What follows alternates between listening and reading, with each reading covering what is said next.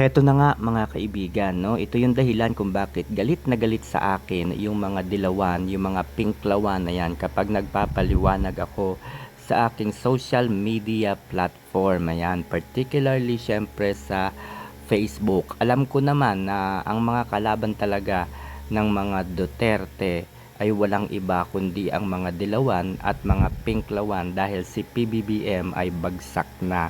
Okay, so wala na po siyang pambato sa 2028 presidential election. Okay. So, eto na nga po guys yung issue, no?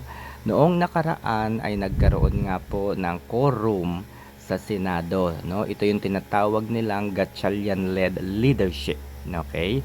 Marami po yung mga nagsabi na tama daw, legal daw, lawful daw yung nangyaring quorum. Okay? So, ipaliliwanag natin at susuriing mabuti, no? Sa abot ng aking makakaya. At sa bandang huli, kayo na po ang bahalang humusga. Okay? So, doon sa Abilino versus Cuenco, which is yun po yung ginagamit nilang batayan, ano? Ng pagkakaroon po ng quorum. Okay? Isang senador po ay nasa ibang bansa at incapacitated. Okay? Ibig sabihin, kahit gustuhin man niyang dumalo sa pagdinig sa Senado, kahit gustuhin man niyang umuwi, ay hindi maaari dahil siya po ay nasa abroad. Pangalawa, siya po ay incapacitated, no? Incapacitated. So, magkaiba po 'yon, no? So, ibig sabihin, natural po yung kanyang pag-alis sa Senado. Kaya ang 24 ay naging 23 na lamang. Okay. So, ito pong panahon ni Senate President Alan Peter Cayetano, okay?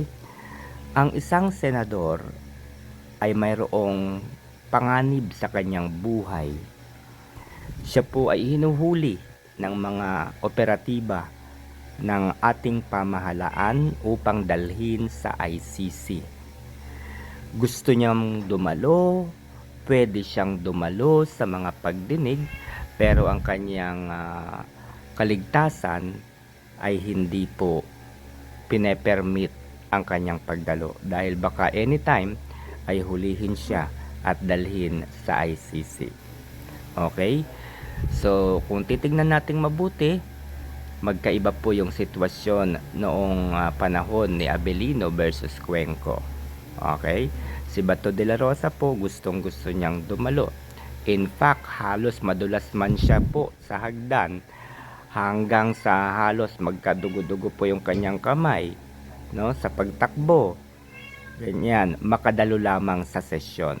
Ibig sabihin, alam at batid ni Senator Bato de la Rosa ang kanyang obligasyon na dumalo at sumama sa quorum. Okay, kaya nga po naluklok sa posisyon si Senate President Alan Peter Cayetano kasi nga sinuong ni Bato de la Rosa ang panganib. Okay? Pero iba na po ang sitwasyon. Ngayon po ay meron ng inilabas na warrant of arrest. Okay? Kaya anytime ay huhulihin na siya. Okay?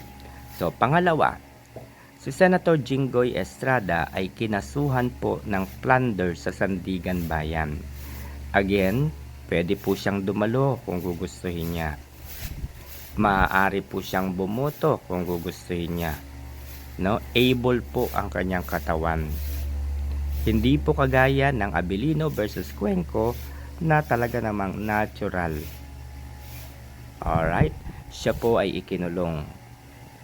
So, sa kayo na po, pareho ba yung sitwasyon noon at sitwasyon ngayon? Pwede ba? Okay? Sabihin na natin pwede. Ano yung inyong basihan? Okay? Pero sa akin, magkaiba ang sitwasyon. So, hindi pwedeng gamitin na basihan ang Abilino versus Cuenco. Okay? Kung ang dahilan naman ng pagkakaroon ng quorum to do business ay dahil nga 3 araw nang wala ang majority block. Kaya nagkaroon ng quorum. Okay? Of 12. So, para sa akin, sige, sabihin na natin, okay, pwede tayong mag-quorum. At yun po yung ginawang affirmation ng Integrated Bar of the Philippines. Sinabi nila na yung quorum na naganap ay valid, legal, and lawful. Okay? So, tama po, no? Yan din po ang sinasabi ni Dean Santa Maria. Lawful, okay? Pero ito po ang para sa akin. So, hindi ibig sabihin na pwede silang magsagawa ng quorum ay pareho po na pwede na rin po silang magluklok ng mga opisyal. Magkaiba po yon. Okay? Majority of 12 is okay. Pwedeng payagan yan to do business. Quorum to do business. Gawin yung kanilang trabaho. Pero, yung magluklok ng posisyon ng mga opisyal sa Senado, kagaya po ng pagluluklok kay Senate President Pro Tempore Win Gatchalian, hindi na po yun. Okay? Sapagkat malinaw po sa Constitution, 1987 Constitution, ang pagluklok ng Senate President Pro Tempore at iba pang opisyal kasama po ang Sergeant at Arms, it must be voted by a majority of all its members. Okay? Majority of all its members. Alright.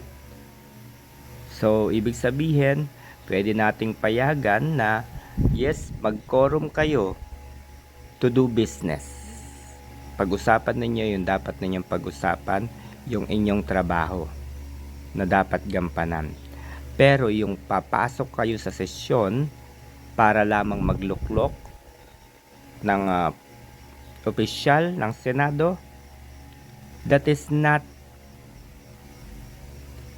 constitutional. That is beyond, against. Diba? Wala yan. Hindi yan dapat. Kasi malinaw po doon sa Constitution. Okay, teka, basahin ko na lamang. No, kung ano yung nakasulat sa Constitution, guys. So, malinaw yun eh.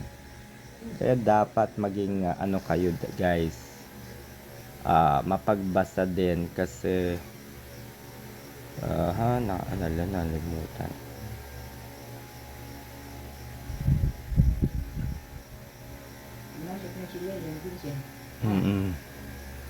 So, ayun guys. So, anyway, basta, nasa Constitution, 1987 Constitution, guys. Ang pagluklok ng Senate President Pro Tempore hanggang Sergeant at Arms ay dapat majority of all its members. So, 13 dapat, not 12, not 11.